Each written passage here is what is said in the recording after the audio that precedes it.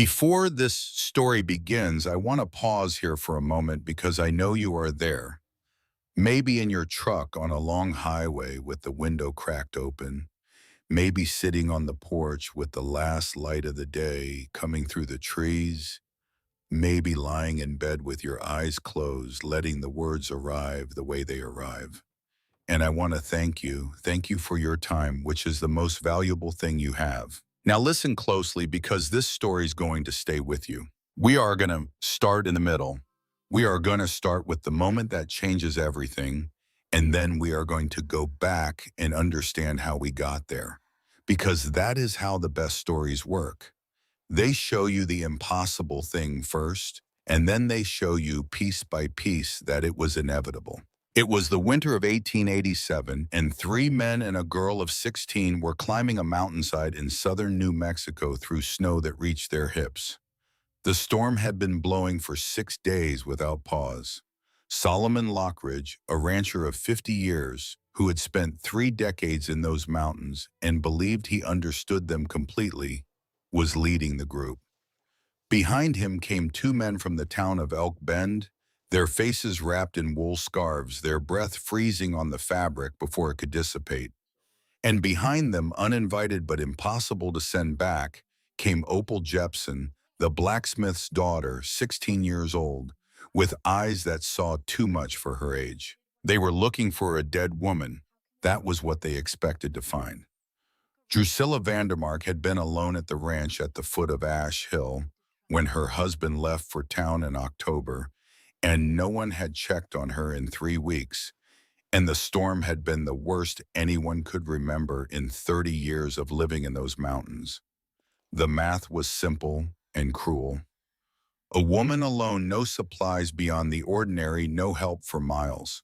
They expected to find her frozen in the cabin or somewhere on the road between the ranch and town, caught in the open when the blizzard hit.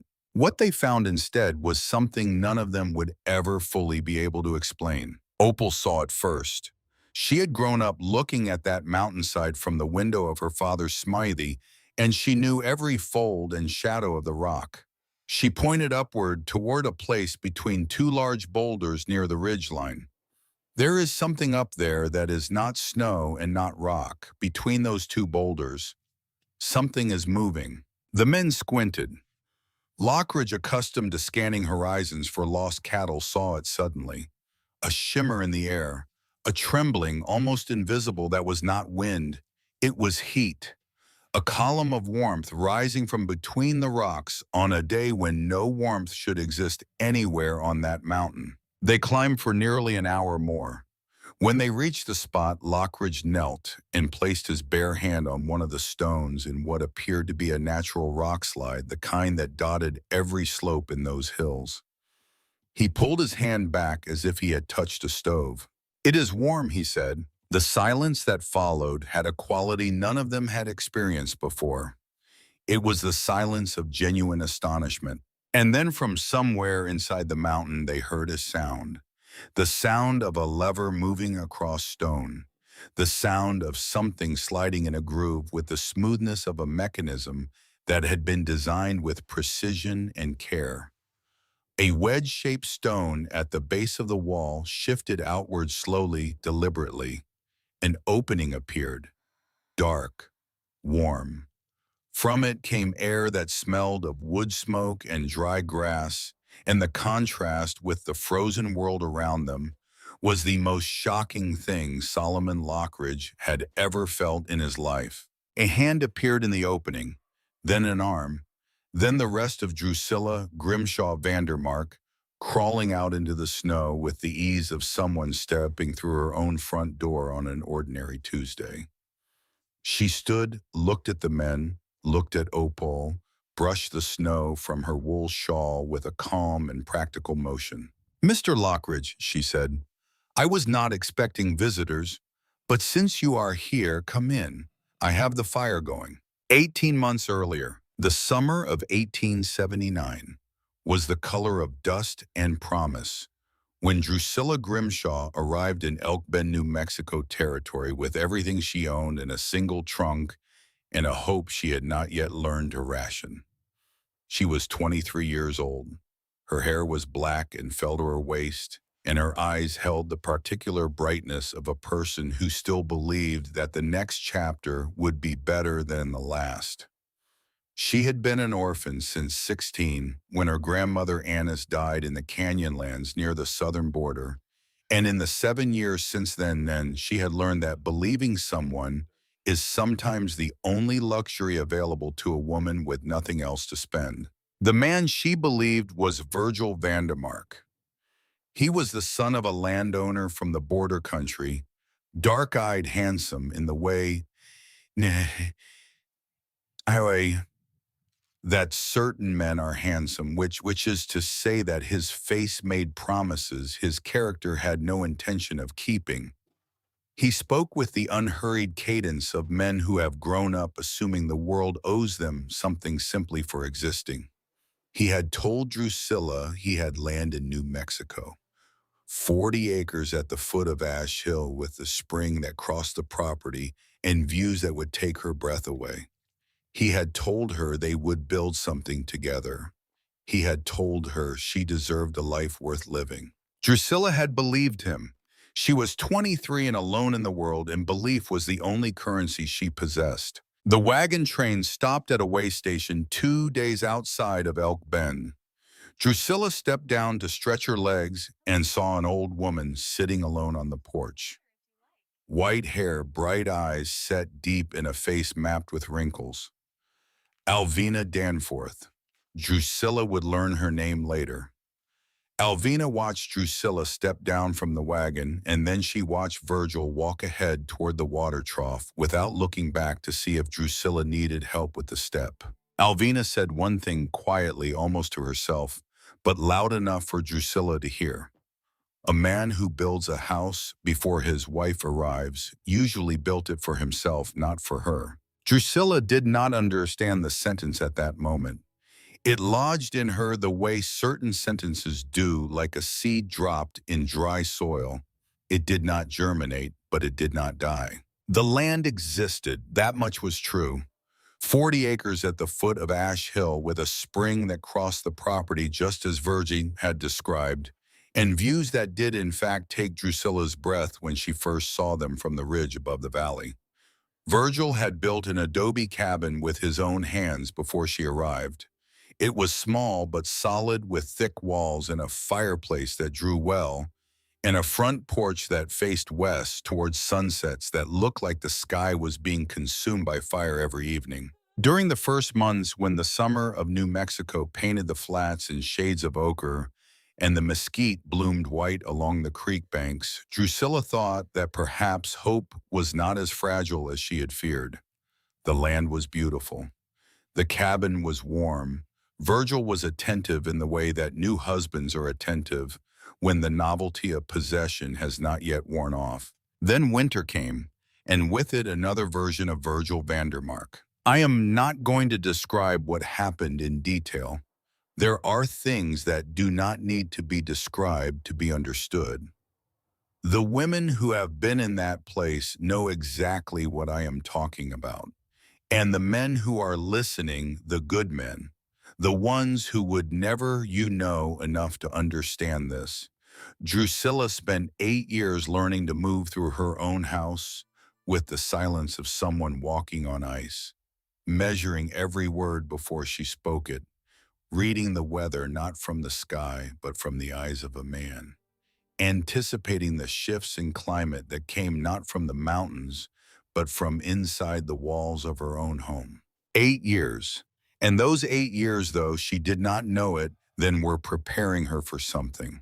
Drusilla's grandmother, Annis Grimshaw, had been a woman of the border country, a midwife and an herbalist, who understood animals and the language of the sky with the same naturalness that other people understood the streets of their town.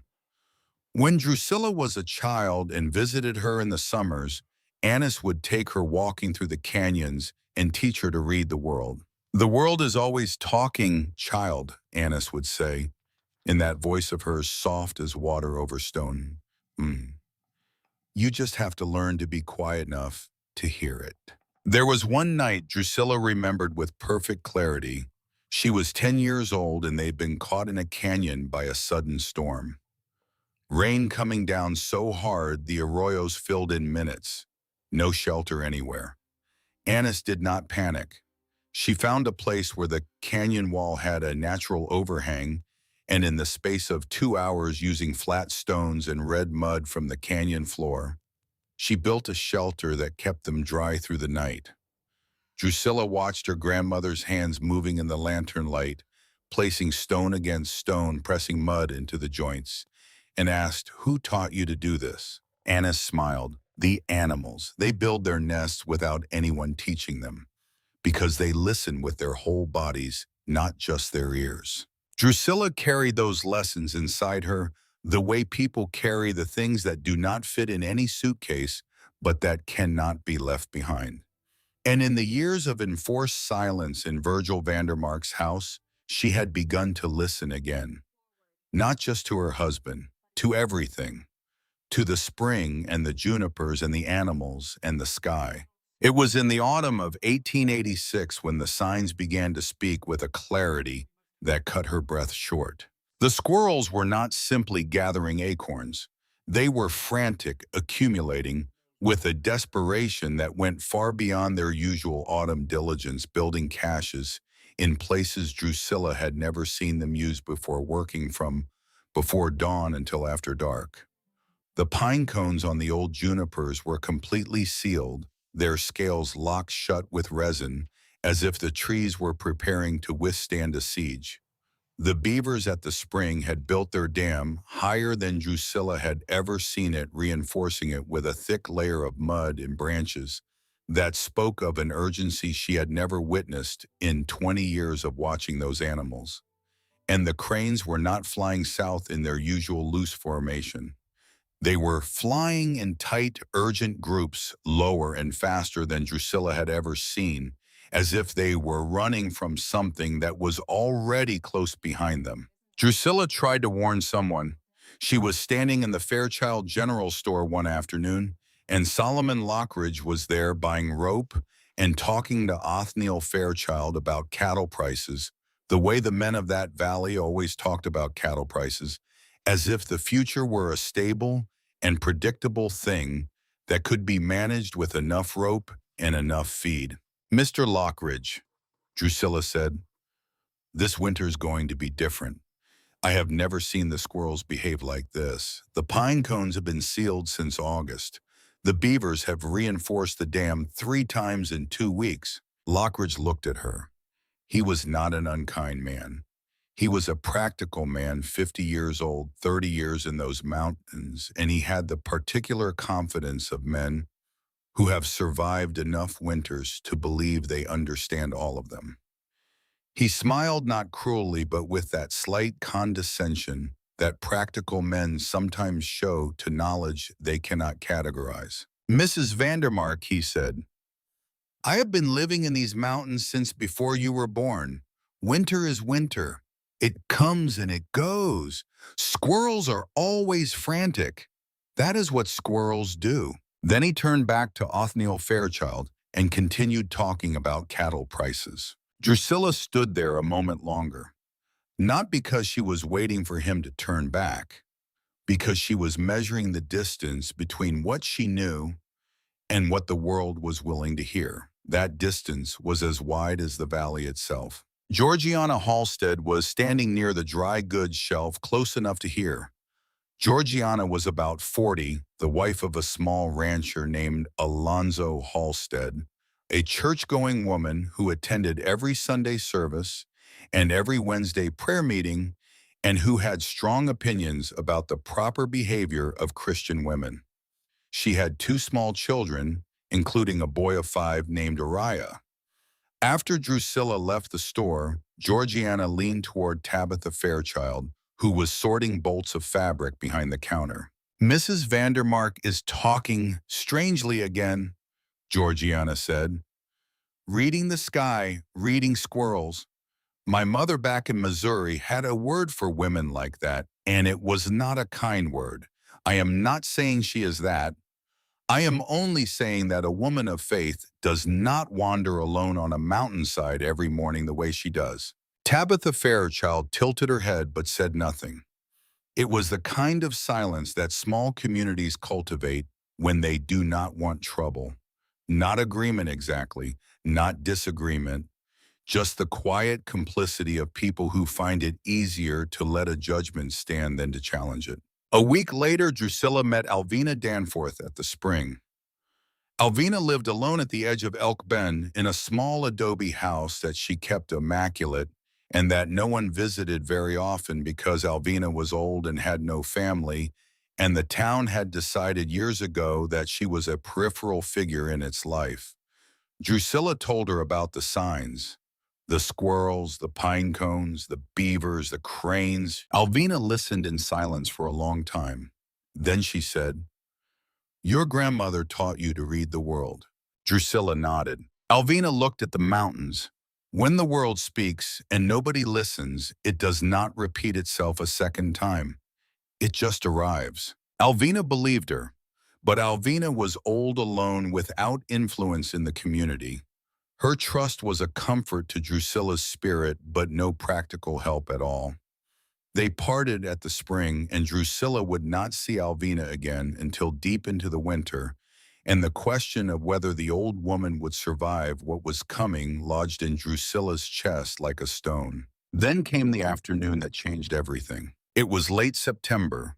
Drusilla was walking the upper slopes of Ash Hill, as she did every afternoon when she could escape the house following a path she had worn smooth over years of solitary walking. She passed behind a dense stand of creosote bush and saw something she had never noticed before. A dark cleft in the gray rock face, almost perfectly hidden by the brush. Narrow, vertical, the kind of opening that most people would have assumed was a coyote den or a javelina burrow, a place to avoid. But when Drusilla moved closer and looked inside, she did not feel a current of cold air flowing outward. What she felt was something entirely different, a pocket of air that was still stable, protected. Not warm exactly, but not cold either. Insulated, sealed off from the wind and the weather by millions of years of stone. She stood at the mouth of that fissure for a long time, her hand on the cold rock, feeling that quiet air on her face. And she knew with the same certainty with which she knew how to make flour tortillas or read the shift of the wind before a storm that inside there was enough space. She came back the next morning with a kerosene lamp and crawled through the entrance. The cavern was larger than she had imagined from outside. The opening was narrow, barely enough for one person to pass through crouching, but inside it opened into a chamber roughly 13 feet wide by 20 feet long, with the ceiling highest in the center, nearly 8 feet sloping down on the sides where the rock curved inward. The floor was uneven, scattered with loose stones and compacted earth, but stable. The walls were solid basaltic rock, the ancient stone of the southern ranges that has been there for millions of years and has no plans to move. And at the far end of the chamber, Drusilla saw something that stopped her completely. A vertical crack in the back wall, thin as two fingers pressed together, running from the floor upward until it disappeared into the ceiling. A thread of air moved through that crack, and when Drusilla lit the lamp and held the flame close to it, the flame did not bend inward toward the crack. It bent upward toward the ceiling, toward the surface. A natural chimney, a passage that water and ice had carved over millennia, rising from this chamber to emerge, as Drusilla would later discover, as the small and unremarkable gap between two boulders on the surface of the hill 50 feet above. She stared at that crack for a long time. Then she turned off the lamp to save kerosene. She sat on the floor of the cave in complete darkness and listened. The silence of that cave was unlike any silence she had ever experienced. It had nothing in common with the silence of a closed room, which is always a temporary silence, a silence waiting to be broken. This was the silence of stone. It had weight and temperature and texture. It was the silence of something that had existed far longer than any human problem, and would continue to exist long after every problem had been resolved or dissolved or forgotten entirely. In the darkness, Drusilla thought of her grandmother Annis, thought of the night in the canyon when Annis had built a shelter from flat stones and red mud to keep a frightened 10-year-old girl dry through a storm. Annis had built for one night. Drusilla would build for a winter. Here, Drusilla thought in the darkness, this is the place. That night, lying in the house listening to the wind off Ash Hill, Drusilla made the only decision she had left to make. It was not a decision born from a single moment.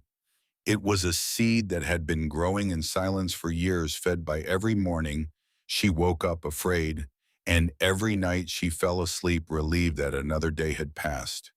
It was a seed watered by her grandmother's lessons and by the signs the animals had been sending for months, and by that quiet air rising from the belly of the mountain like a promise. She would not wait out the winter in Virgil Vandermark's house.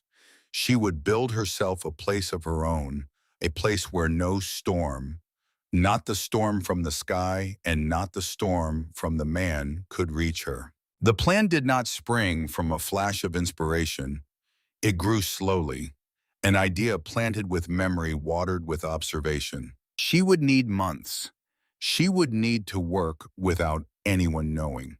She would need to become even more invisible than she already was, which was, when she thought about it, an advantage that 8 years of living with Virgil had given her. She already knew how to disappear. One night in early October, the plan almost ended before it began. Virgil came home late, smelling of whiskey.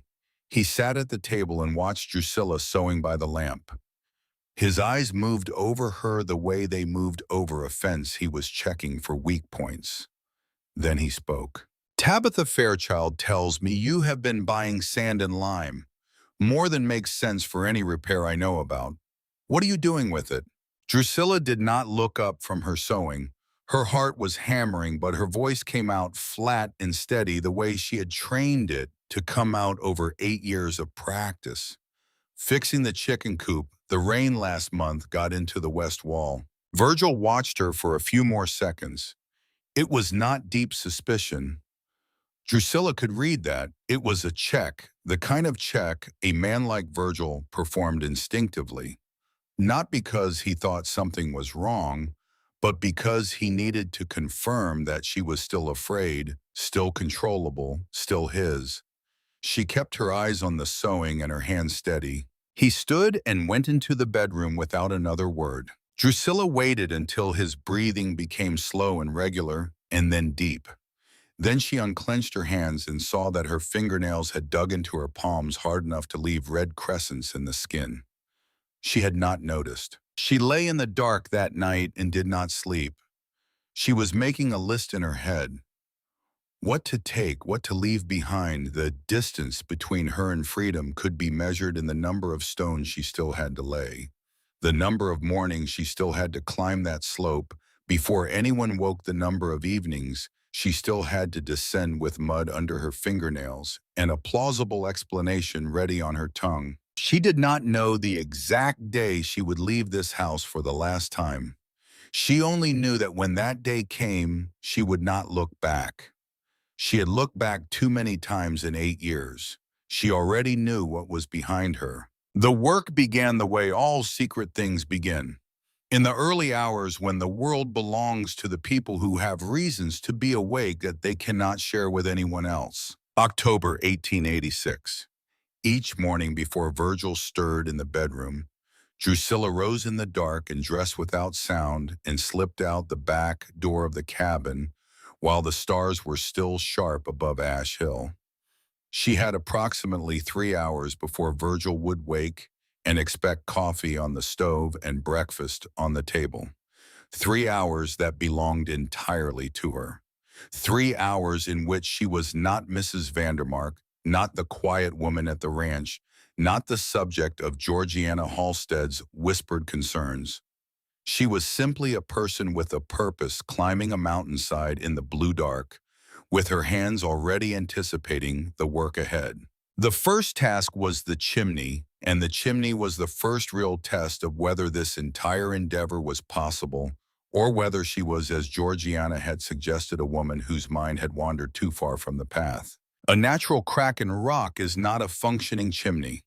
It has no controlled draft, no defined direction for smoke, no way to prevent wind from reversing the flow and filling the chamber with carbon and ash until the air becomes unbreathable. Drusilla had spent years observing chimneys. The chimney in Virgil's cabin that drew well on calm days but smoked badly when the wind came from the northwest. The chimneys in the houses in Elk Bend, some efficient, some wasteful. The chimney at the boarding house in town that old Reuben Jepson had rebuilt 2 years ago and that everyone agreed was the best drawing chimney in the valley. She had watched smoke behave in different conditions the way other people watched clouds or birds, not for beauty, but for information. She spent 2 weeks observing a crack at different times of day and in different wind conditions before she began working on it. She knelt at the base of that crack in the lamplight and held her hand near the opening and felt the subtle variations in airflow as the wind outside shifted direction and strength, and she mapped those variations in her mind the way her grandmother had taught her to map the patterns of water flowing through a canyon. The solution she arrived at was elegant because it was simple. She would build a chimney inside the natural chimney. Using the flattest, most uniform stones she could find on the slopes around the cave entrance, she began placing them along the length of the crack, creating a smooth and continuous channel that reduced the irregular natural opening to a manageable conduit roughly the size of a brick. The mortar was a mixture of red clay from the spring fine sand and wood ash, the same recipe her grandmother had used to seal the cooking hearth in the Canyonlands. Drusilla knew the proportions by feel, by the way the mixture held together when she squeezed it in her fist, by the way it smelled when it was right, earthy and sharp with the alkaline bite of the ash. She worked on the chimney for a month, one stone at a time, one layer of mortar at a time. The hearth she built against the flattest section of wall, using pieces of basalt the size of a man's head that she rolled into position with improvised levers made from cottonwood branches. Three-sided, open at the front, deep enough to hold a good bed of coals, but not so large that it would consume fuel wastefully. The test came on an afternoon in November, when the air on the mountain already carried the edge that announces the end of all gentleness. Drusilla lit a small fire in the finished hearth and sat on the cave floor and watched the smoke. It rose straight and clean without hesitation and entered the stone channel she had built with a certainty that seemed almost grateful, as if the smoke had always known where it wanted to go and had only been waiting for someone to show it the path. Drusilla closed her eyes and breathed slowly. The chimney worked, and sitting by that first small fire, watching the walls of the cave begin to absorb the warmth and hold it, Drusilla thought something she had not allowed herself to think before. This is not a hiding place. This is a place I am building.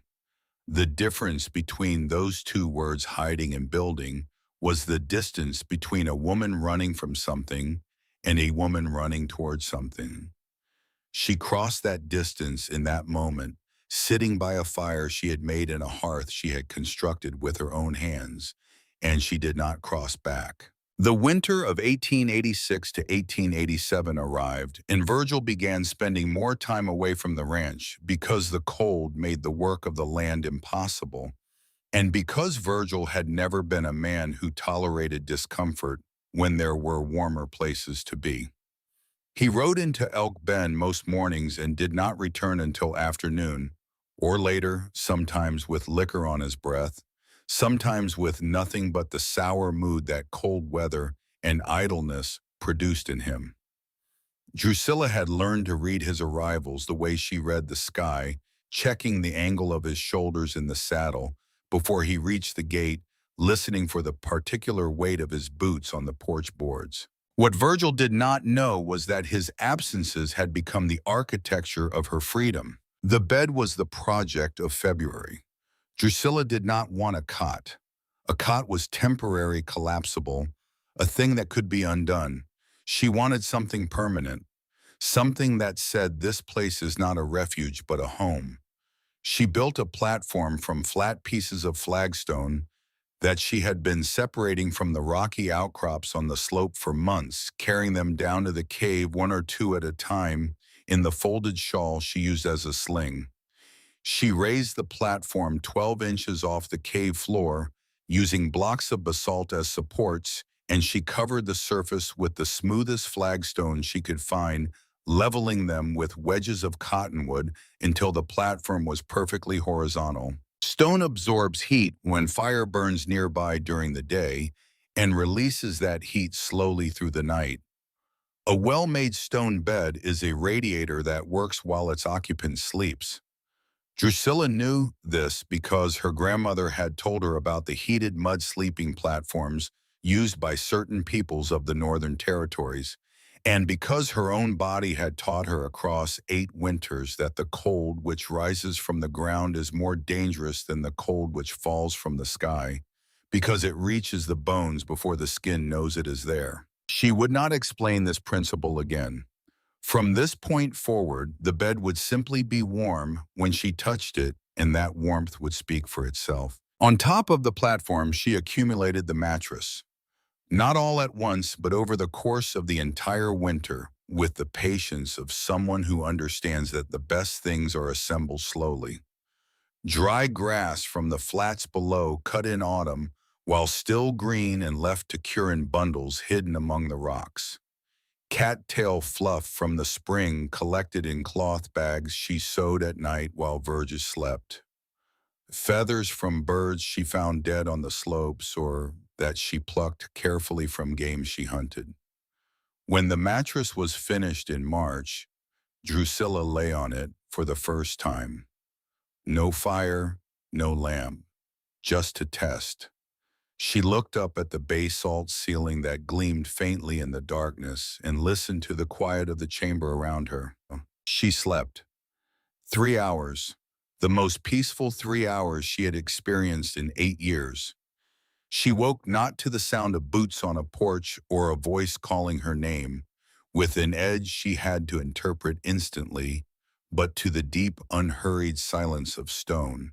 And for a moment she did not know where she was, and then she did, and she closed her eyes again and let herself feel what it was like to wake up without fear. It was during this time that Opal Jepson first entered the story in a way that mattered. Opal was 16, the daughter of Reuben Jepson, the blacksmith, and she had the particular quality of certain young people who have learned to observe before they speak. She was not shy. She was watchful.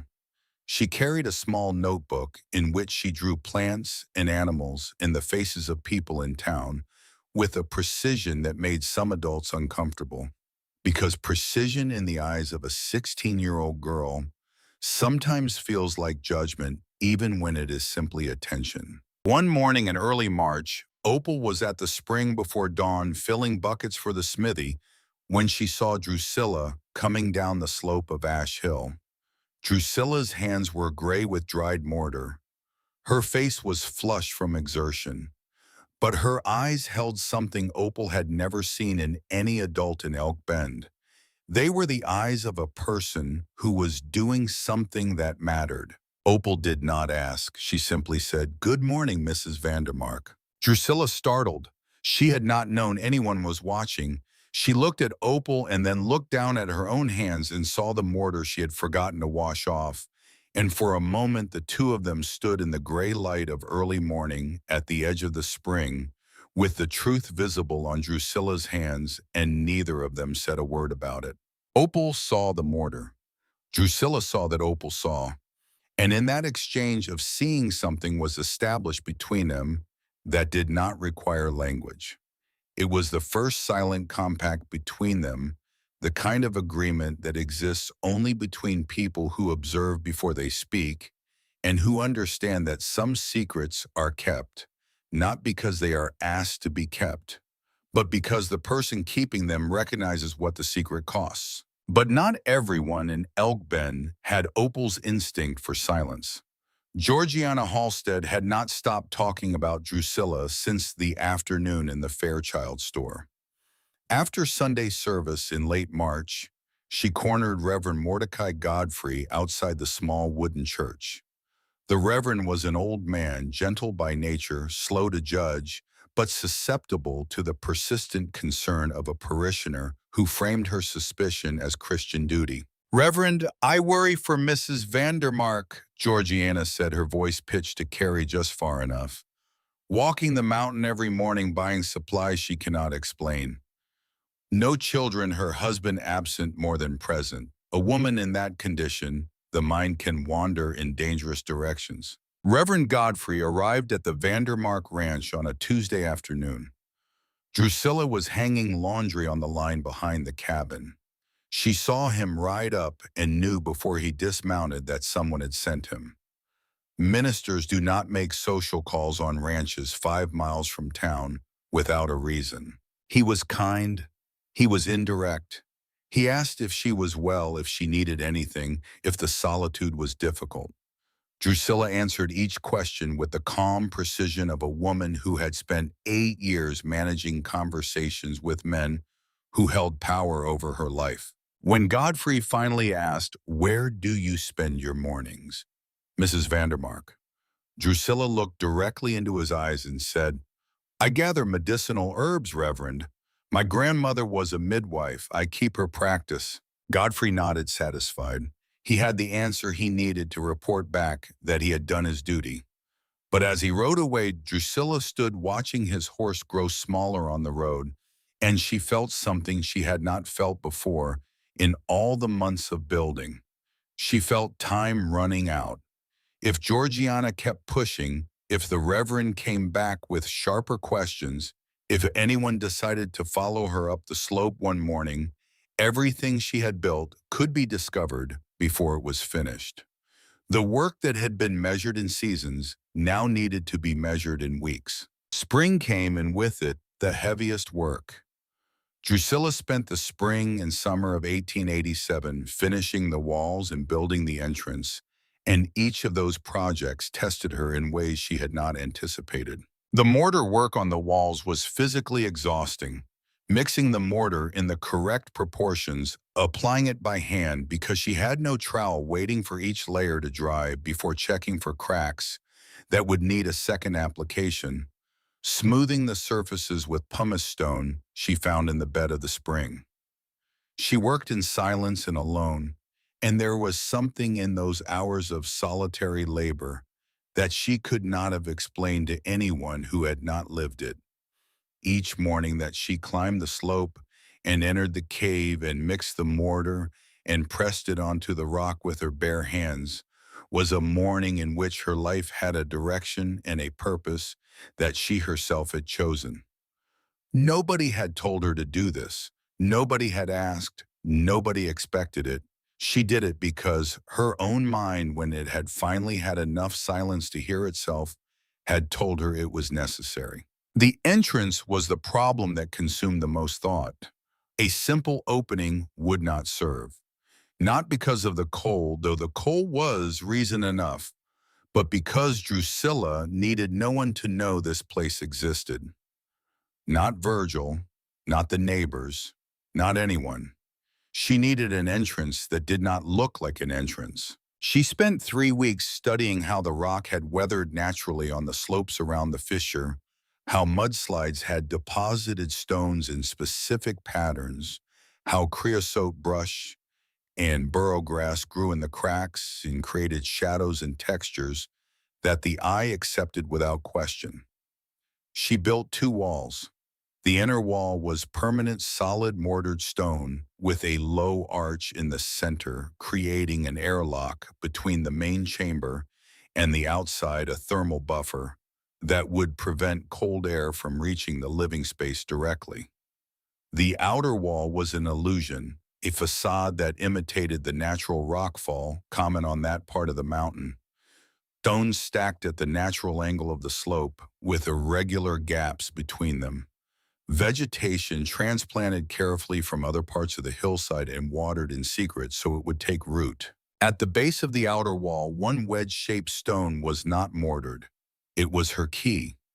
From inside, using a mesquite lever she kept stored against the wall, she could push the stone outward and create an access opening.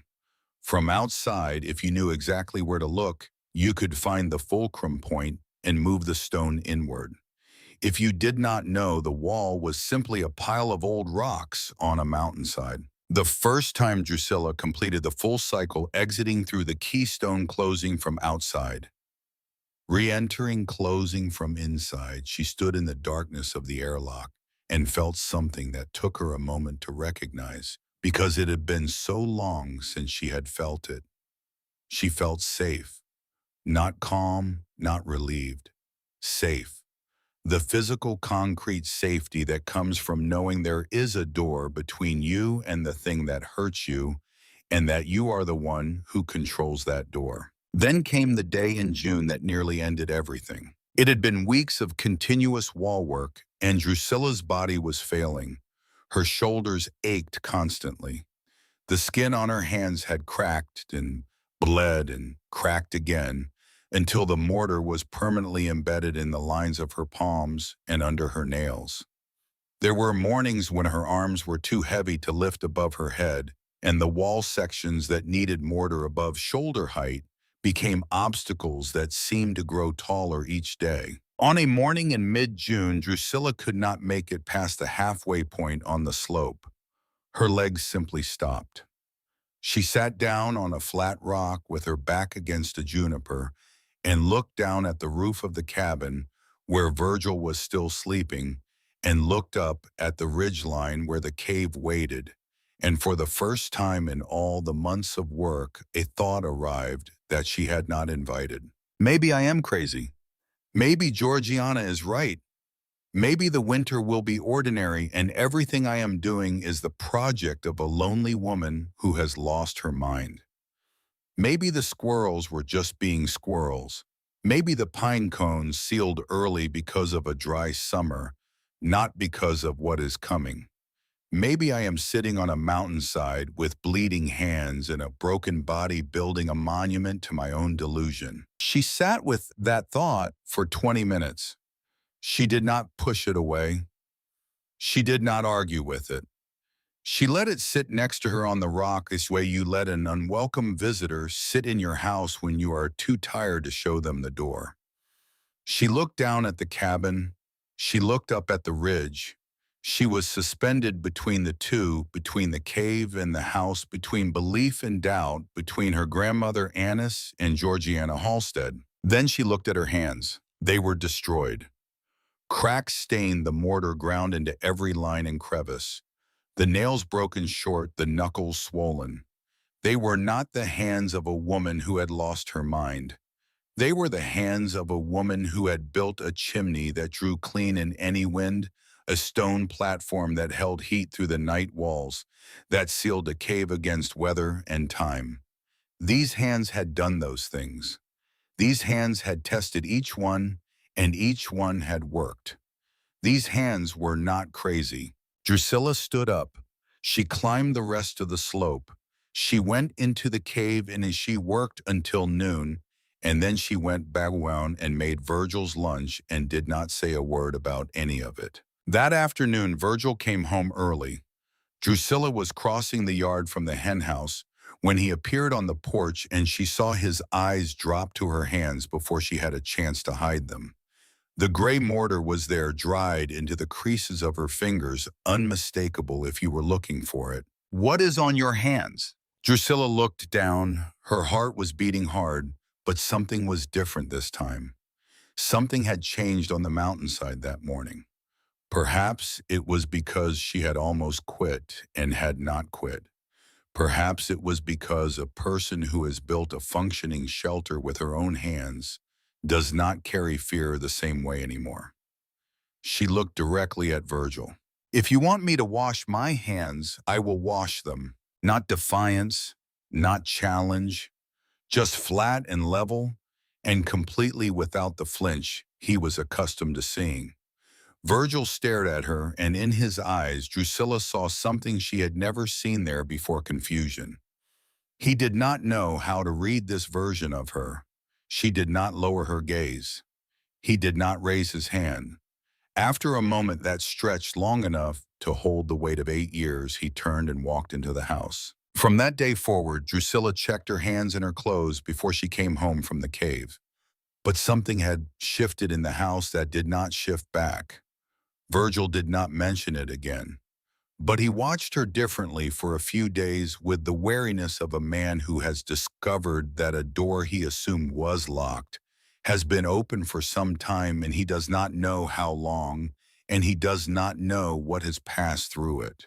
The provisions occupied the entire summer: dried meat from game she hunted with her, 32 caliber carbine, the one she had purchased with her own money, and that she used with Virgil's implicit permission when winter stretched long and meat grew scarce.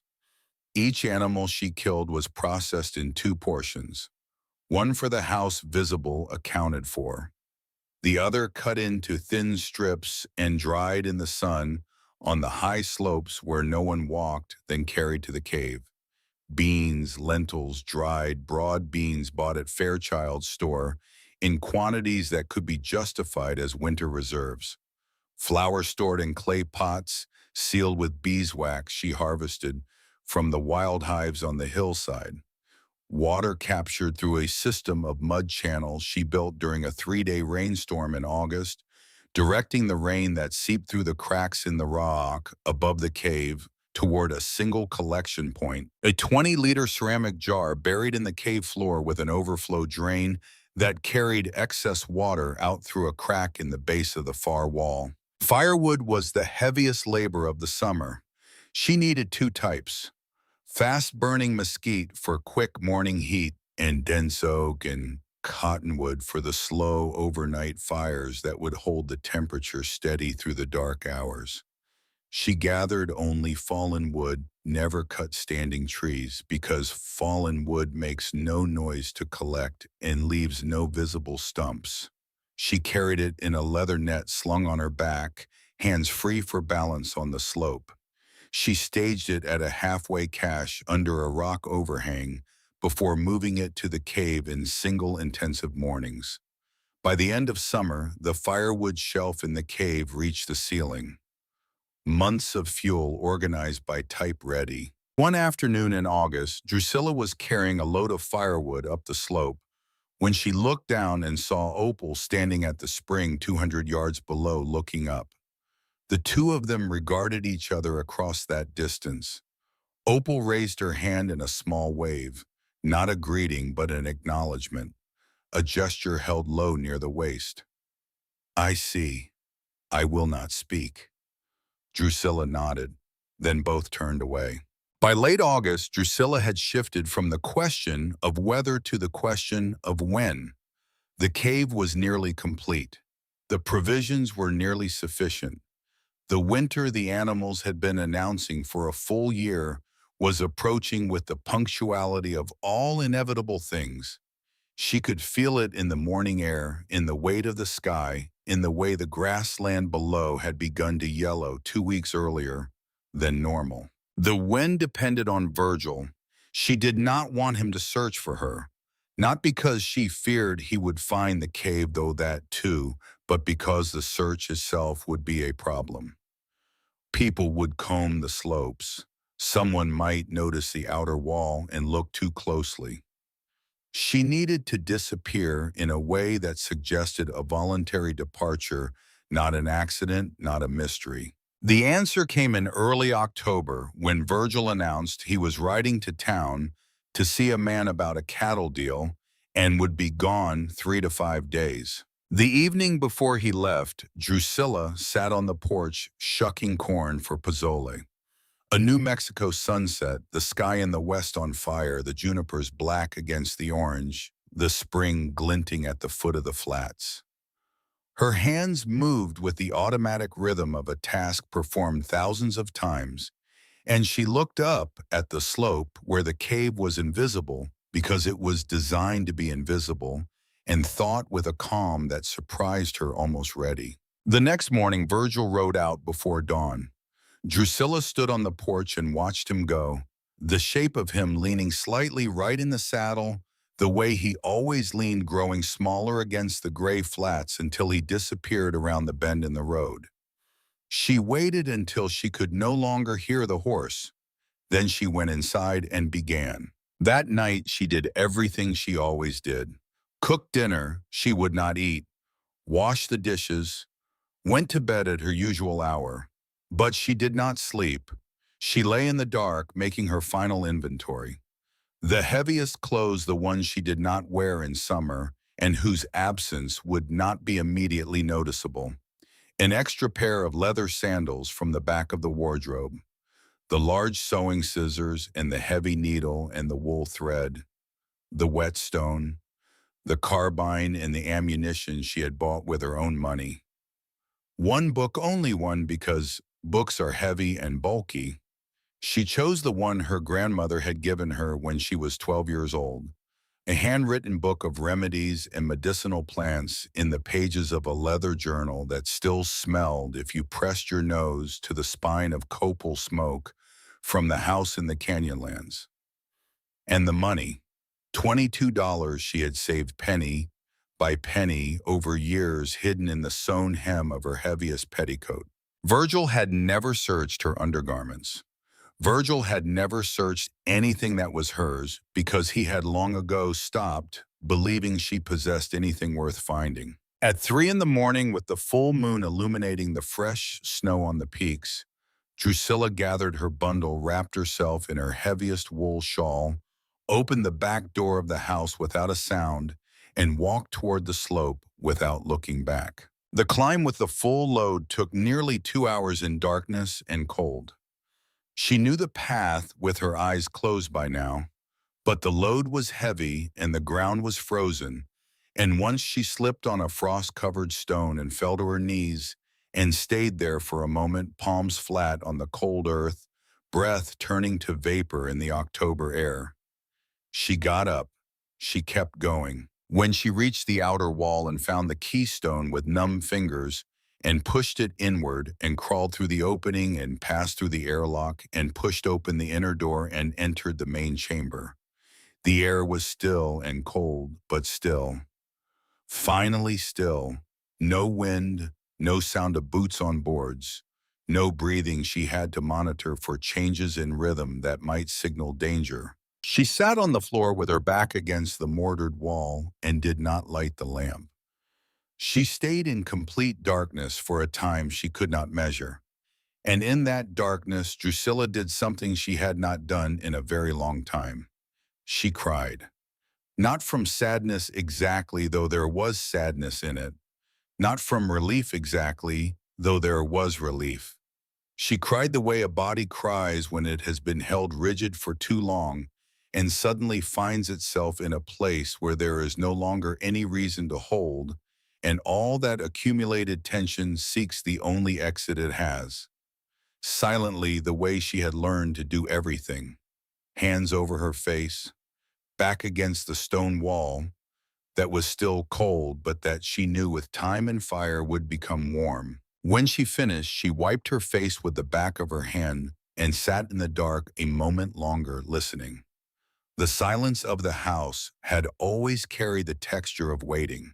Someone listening for what might come next. The silence here asked nothing and expected nothing and needed nothing from her. Drusilla found the flint and steel and lit the candle she kept on the ledge nearest the entrance. The small flame reflected off the smoothed mortar walls and the chamber took shape. The firewood, the shelves, the provisions, the hearth, the stone bed with its thick mattress. Everything where she had placed it, everything still hers. She built the fire with steady hands. Dry grass first, then mesquite kindling, then a small log of cottonwood.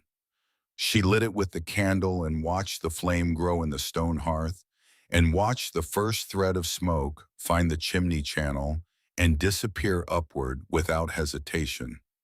The chamber began to warm slowly from the hearth outward from the walls toward the center. Drusilla sat on the edge of the stone bed with the grass mattress beneath her and the wool shawl over her shoulders and listened to the quiet of the chamber that was now her own. Outside, the October wind was gathering strength. Inside, Drusilla Grimshaw was home. The end of autumn did not arrive gently.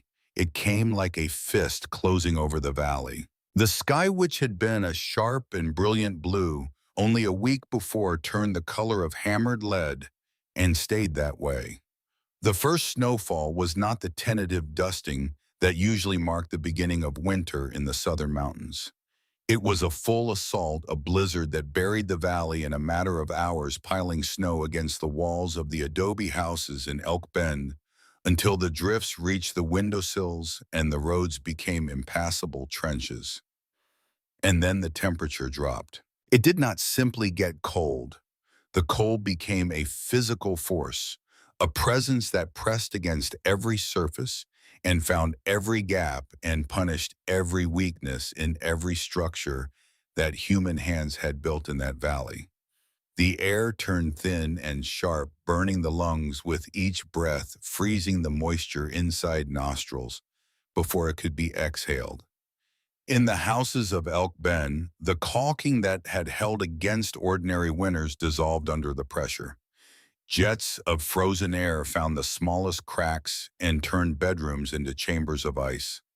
The fireplaces, which had always been the warm hearts of those homes, became ravenous mouths that devoured wood at an alarming rate while providing only a miserly circle of warmth that ended 2 feet from the hearth. Families huddled under every blanket they owned, breath visible inside their own houses. The spring froze solid for the first time anyone could remember. The trees on the slopes, their sap frozen in an expansion the wood could not contain, began to split apart with sounds that echoed through the valley and woke people from sleep and sent children crying to their mothers. Othniel Fairchild walked out to his stable one morning and found his cattle frozen upright, dead on their feet, their eyes open and glazed with frost. And then the storm took the Halstead homestead. Georgiana Halstead's storage shed collapsed under the accumulated weight of ice and snow at 2 in the morning on a Thursday. The sound woke the entire household. Alonzo Halstead, Georgiana's husband, threw himself against the main beam as it buckled, trying to hold the roof long enough for Georgiana to pull the flour sacks and the last of their preserved meat from under the falling timbers. The beam caught him across the right shoulder and drove him to the ground. Georgiana heard the joint separate before she heard him scream. She dragged Alonzo out of the wreckage with one hand and held 5-year-old Uriah against her hip with the other, while their daughter, a girl of 3, clung to the back of Georgiana's nightgown and wailed into the wind. They made it to the Sedgwick house, the nearest and sturdiest building in town, where 3 other families had already gathered because their own homes could no longer hold the cold at bay. Alonzo's shoulder was dislocated and swelling fast. They had no doctor. The nearest physician was in Las Cruces, 50 miles south, across roads that had ceased to exist under 4 feet of snow. And Uriah had begun to cough. It was Tabitha Fairchild who first mentioned Drusilla. Several families had gathered in the Sedgwick house because it was the largest and the most solid in Elk Bend, built by a man who had used twice the adobe anyone else had bothered with and whose walls were 2 feet thick. Tabitha was sitting near the fire, her hands wrapped around a cup of coffee she was trying to make last, because the coffee supply was running low and no one knew when the roads would open again. She looked up and said, as if the thought had just surfaced from a place she had been keeping it submerged, "We have not seen Mrs. Vandermark since Mr. Vandermark left for town." The room went quiet. Solomon Lockridge, who had been standing near the window staring at the white wall of snow outside, turned his head slowly. Matthias Langford, a rancher of 40 with a broad back and a voice accustomed to being heard, spoke first. "Vandermark has been gone 3 weeks. Nobody has been out to check on her." The silence that followed had weight. It was the particular silence of collective guilt, the silence of people realizing simultaneously that they have failed in a duty they did not know they had assumed. What nobody said, but everyone thought, was that they had been too consumed by their own emergencies to think about the woman at the Vandermark ranch. What nobody said either, but everyone also thought, was that Drusilla Vandermark had been a peripheral figure in the life of Elk Bend for years. Someone to greet at the store but not to invite to gatherings. Someone whose private life was discussed in low voices, but whose actual presence mattered little to anyone in any practical way. Lockridge stood at the window and remembered. He remembered a woman standing in the Fairchild store telling him about squirrels and pine cones and beavers. He remembered smiling with the confidence of 30 years of mountain living and telling her that winter is winter. He remembered turning back to his conversation about cattle prices. The memory had a different taste now. It tasted like iron. It tasted like... The next morning, when the cold relented just enough to make the journey survivable, Lockridge and two men broke trail through the snow to the Vandermark ranch. Opal Jepson followed without being asked, third in the line of footprints, and when Lockridge told her twice to go back to town, she simply kept walking behind him without answering until he stopped trying. They found the house exactly as they had feared. Cold, dark frost on the inside of the front window. They forced the door open against the mound of snow that had accumulated against it. Everything orderly, everything in its place but empty. The pantry organized, the tools hanging on their hooks, the cooking stove cold and dead for weeks. There were no signs of panic. A person fleeing a storm at the last moment does not leave everything arranged as if she were stepping out to tend the garden. Lockridge stood in the center of the main room and looked around and understood in the slow and painful way that proud men understand things they should have understood sooner, that this was not the house of a woman who had been caught by surprise. This was the house of a woman who had left on her own terms. Opal was the one who looked up, and you remember what happened next because you saw it at the beginning of the story. The girl pointing toward the ridgeline, the shimmer of heat where no heat should exist, the long climb through waist-deep snow. Lockridge kneeling at the rock wall, touching the warm stone, pulling his hand back. The sound of the lever from inside the mountain. The wedge stone sliding open, the warm air pouring out into the frozen world. But now you understand what you were seeing. You understand the months of work behind that lever mechanism. You understand the chimney that drew that warm air upward between the boulders. You understand the woman who built all of it alone, stone by stone, with cracked hands and a borrowed recipe for mortar, and the memory of a grandmother who had taught her that the animals build their shelters because they listen with their whole bodies. And when Drusilla Grimshaw crawled out into the snow and stood and brushed the ice from her shawl and said those words you have already heard, they meant something different now. I was not expecting visitors, but since you are here, come in. I have the fire going. Those were not the words of a survivor.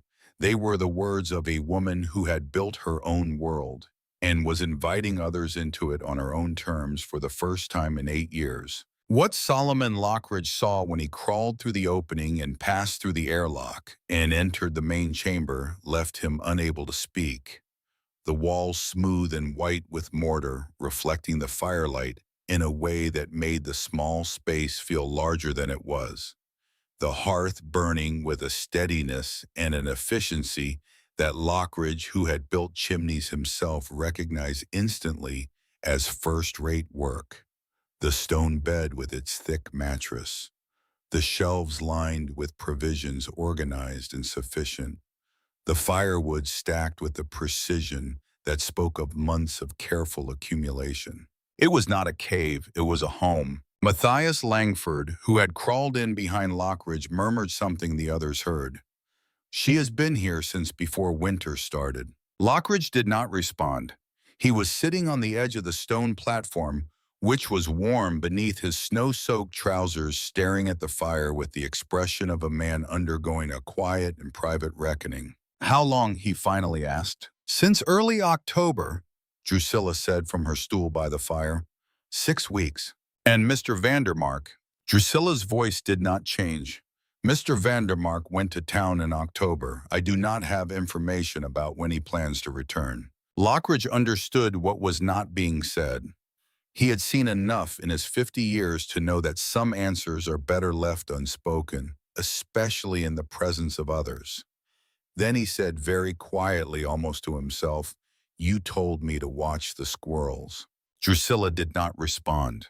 There was no need to respond. Opal Jepson, who had entered last and had been standing near the entrance with her eyes traveling over every detail of the chamber, said in a low voice, "Did you build this alone?" It was not a question, it was a recognition. "Alone," Drusilla confirmed. "Since last autumn." Opal nodded slowly. "The news reached Elk Bend within 2 days. In a small town during a winter of confinement, information does not need mouths to travel, it only needs to exist." The reaction was mixed, as reactions always are, when people are confronted with something that does not fit the way they have arranged their understanding of the world.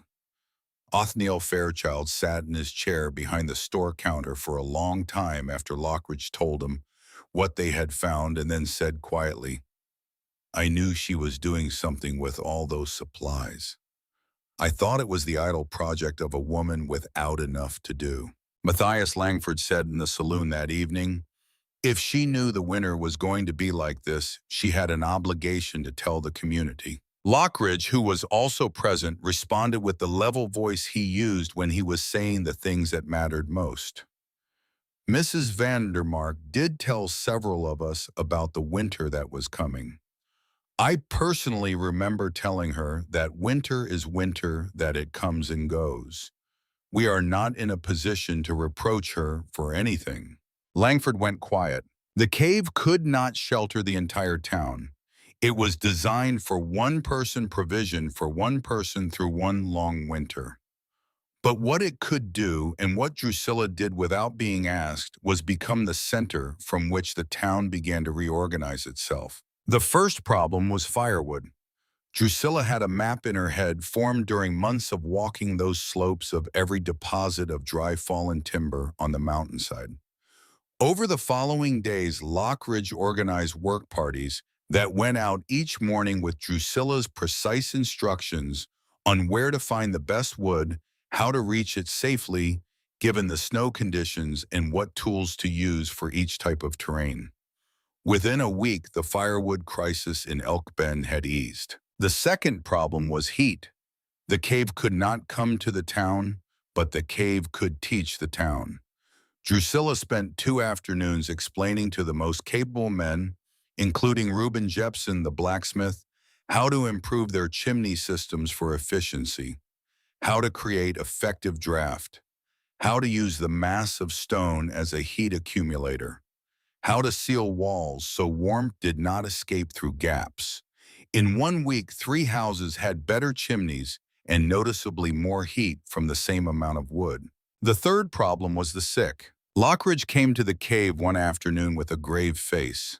"There are 3 families with people seriously ill. Old Alvina Danforth, who has been alone since her husband died. The Halstead boy Uriah, 5 years old, whose cough has gotten worse every day for a week. And Matthias Langford himself, who started with a cough and is now bedridden." Drusilla opened the leather journal, her grandmother Annis's book of remedies. She knew it by heart, but she opened it anyway, the way beloved books are opened for the pleasure of seeing the handwriting of someone who is gone.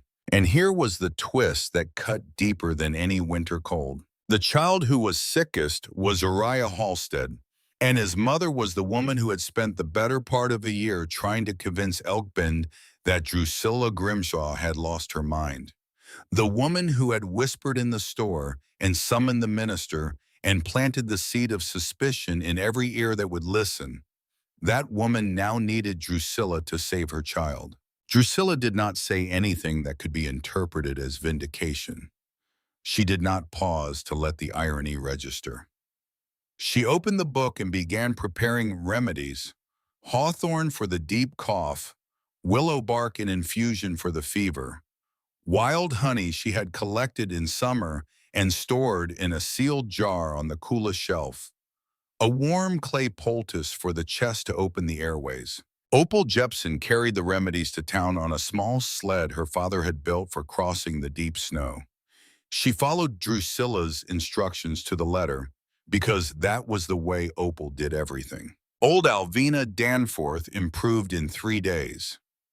The woman who had believed Drusilla from the beginning, the woman who had said at the spring that the world does not repeat itself, would survive the winter that justified her faith. The Halstead boy took longer, a full week of fever that rose and fell and rose again, keeping Georgiana awake through every night while Drusilla sent different remedies, with each of Lockridge's visits adjusting the treatment based on the reports that came back to her in the cave.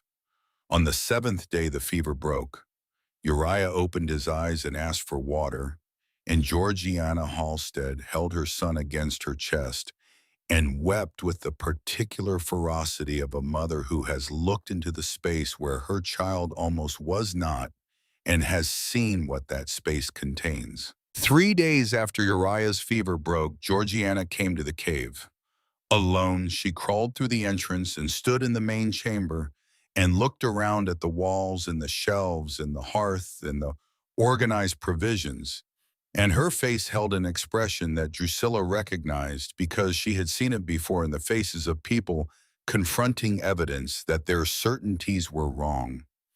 It is not anger and it is not humility.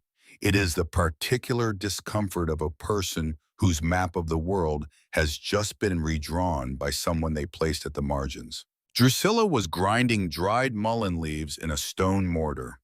She did not stop when Georgiana entered. Georgiana stood for a long time, then she spoke and her voice was hoarse. "Thank you for saving my boy." Drusilla looked up. "Sit down, Georgiana. Have some tea." Georgiana sat. Drusilla poured tea from the pot she kept warm on a flat stone near the hearth. Two women drank tea by the fire in a chamber inside a mountain, while outside the worst winter in a generation continued its work on the world.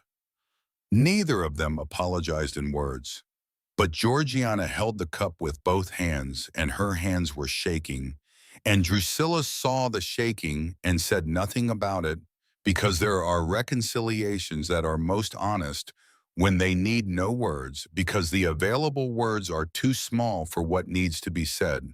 Matthias Langford took 2 weeks to get back on his feet. The first time he visited the cave after recovering, still carrying the cough that would stay with him as a souvenir of that winter. He did not speak when he entered. He stood looking at the space for a long time. The fire, the provisions, the bed, the chimney system. Then he removed his hat and held it against his chest, which was the gesture that men of that region and that era used for solemn things. Drusilla was mending a shirt. She did not look up immediately. She passed the needle through one more stitch, then another. Then she raised her eyes. Neither of them spoke. Some reconciliations do not need language because both parties already know everything that would be said, and saying it would only make it smaller. The great winter finally released its grip in early March. A south wind arrived on a Thursday morning and in 48 hours dissolved months of accumulated ice and snow. The people of Elk Bend emerged from their houses and from the community shelter at the Sedgwick Place with the appearance of survivors, thinner, exhausted, but alive, every one of them. Drusilla came out of the cave on the first morning warm enough to justify letting the fire die.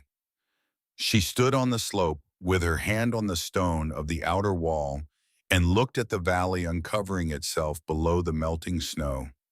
40 acres, the spring moving again, cracking through its ice with the sound of freed water, the junipers shaking the white from their branches, the sky of March in New Mexico, a blue that does not exist in any other sky in the world. She thought about Virgil Vandermark. Not with the old weight, but with the neutrality of someone thinking about something that belongs to a different time.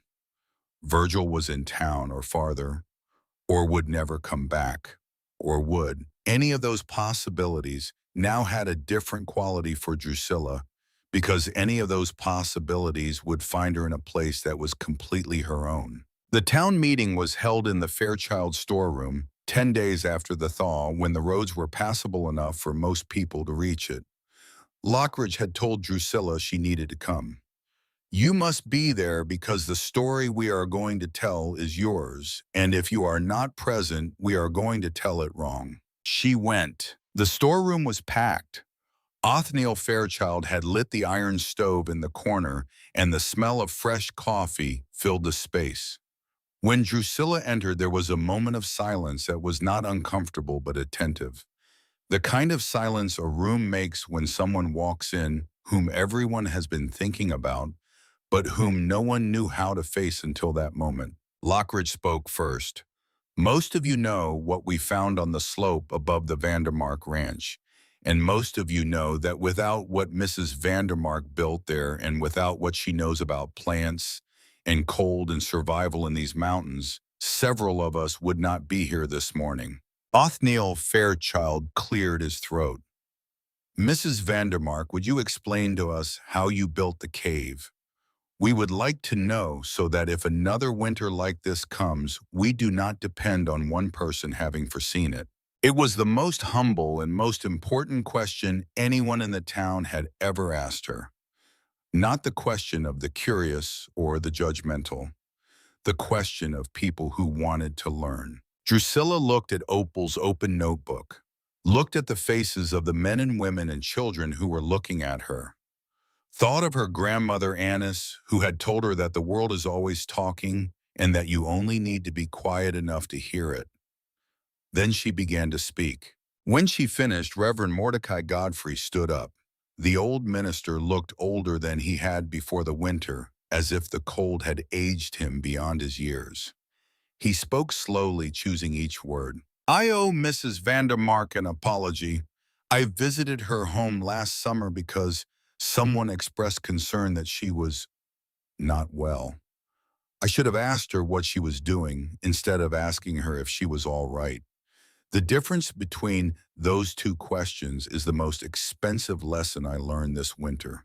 It was the only apology spoken aloud in the entire story, and it came from the person least expected to give it. After the meeting, Lockridge walked outside and stood alone in the March sunlight.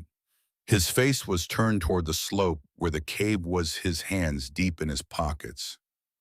Opal saw him standing there and did not approach. There are moments when a man needs to stand alone with the things he did not do, and the greatest respect you can offer is to let him stand. The months that followed rearranged the life of Elk Bend in ways that would persist for decades. Each autumn, before the first snows closed the passes, there was a collective effort of preparation that had not existed before. Deeper pantries, more careful caulking. Firewood accumulated not for an ordinary winter, but for the worst winter imaginable. And each autumn, a group of neighbors climbed to the cave on the slope above the Vandermark Ranch to inspect it and replenish its wood supply.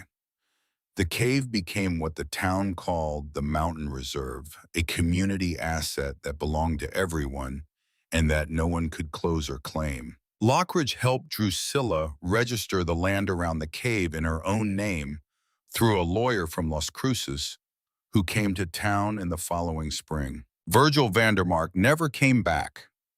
Word arrived months later that he had died in a brawl in a saloon in the southern part of the county.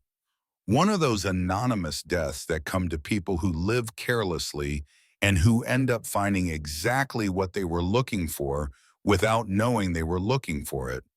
Drusilla received the news on a Tuesday morning from the county mail carrier, along with an official letter from the sheriff.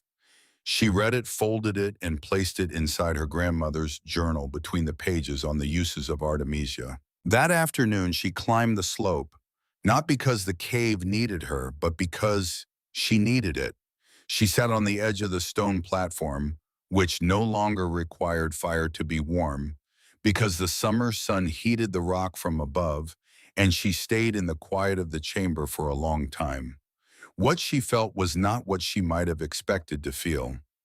It was something like a door that had been opened too long, letting cold pour through for years, finally closing with a soft and definitive click, and the room beginning slowly to recover its temperature. It was not happiness. It was something quieter than happiness. It was the knowledge that the world she had lived in for 8 years, the world of constant measurement and calculation, of reading the weather in a man's eyes, before speaking of existing always in relation to what might come next, that world had ended, and the one that remained was only hers. Opal Jepson studied medicine in Albuquerque 6 years later, one of the first women in the region to do so. When the admissions panel asked what had led her to pursue medicine, she answered without hesitation, "A woman who taught me that the most important knowledge is knowledge learned by watching rather than by listening, and that preparation is the most honest form of love a person can have for her own life." The examiners did not fully understand the answer. Opal did not explain it. Georgiana Halstead never became Drusilla's close friend. But every autumn, when Drusilla climbed to the cave for her annual inspection, she found a loaf of bread waiting at the base of the outer wall wrapped in cloth. No note. Drusilla never asked who left it. She did not need to ask. There are relationships that do not require a name. They exist in the space between guilt and gratitude, and sometimes that space is enough. Old Alvina Danforth lived 7 more years after the Great Winter. Before she died, she said to Drusilla one afternoon on the porch of her small adobe house at the edge of town, "That day at the way station, I watched you step down from the wagon, and I thought, this girl is going to have to build something to save herself. I did not know what it would be, but I knew you would build it." Drusilla asked, "How did you know?" Alvina smiled with the slow, complete smile of a woman who has spent 77 years watching people and has learned everything she needs to know. "Because you looked at the mountain before you looked at the house." An October afternoon many years later, the sun setting behind the western ranges, the sky the color of copper and wild honey that belongs only to autumn in those mountains, Drusilla sat on the porch of the house that had once been Virgil's and was now hers, her hair the color of the snow on the peaks, her hands knotted with decades of work. Opal sat beside her with a notebook open on her knees, the way she always sat, the way she had sat since she was 16 years old. "The squirrels are very active this year," Opal said, looking at the flats. Drusilla followed her gaze. "The pine cones have been sealed since August. The beavers reinforced the spring dam 3 weeks ago." Opal opened the notebook. "Another hard winter." Drusilla considered the sky, the wind, the way the vegetation on the slope had changed colors a week early. "Not as hard as that one, but more than people are expecting." Opal wrote that down. Then she closed the notebook for a moment and looked at Drusilla with the direct attention she had always had, the gaze that since the age of 16 had seen more than most adults were comfortable being seen. "Do you miss it, the cave, I mean, living in there?" Drusilla thought about that with honesty, which was the only way she thought about things worth thinking about. "I do not miss it the way you miss a place," she said finally. "I miss it the way you miss a moment in your life. The moment when you know exactly who you are and exactly what you are doing and exactly why." Opal nodded, slowly writing. "And the cave itself," Drusilla smiled, which was something she did not do often, but which, when she did, transformed her entire face into the face of a woman who has seen too much to be naive, but who still finds reasons to be present. "The cave has been ready for 30 years, she said. "That is what I built it for. Not to use it alone, for it to be there when it is needed." Opal closed the notebook, and the two women sat in silence, watching the mountains darken slowly under the October sky and the first snow-covered peaks glinting in the distance. Because winter always comes, that does not change. What can change is whether you meet it prepared or empty-handed with nothing, or with everything you learned in the silence of the slopes while everyone else was looking the other way. Drusilla picked up a stone and then another and then another. And with those stones, she built a thing that no one had asked for and no one understood until they needed it. What are you building?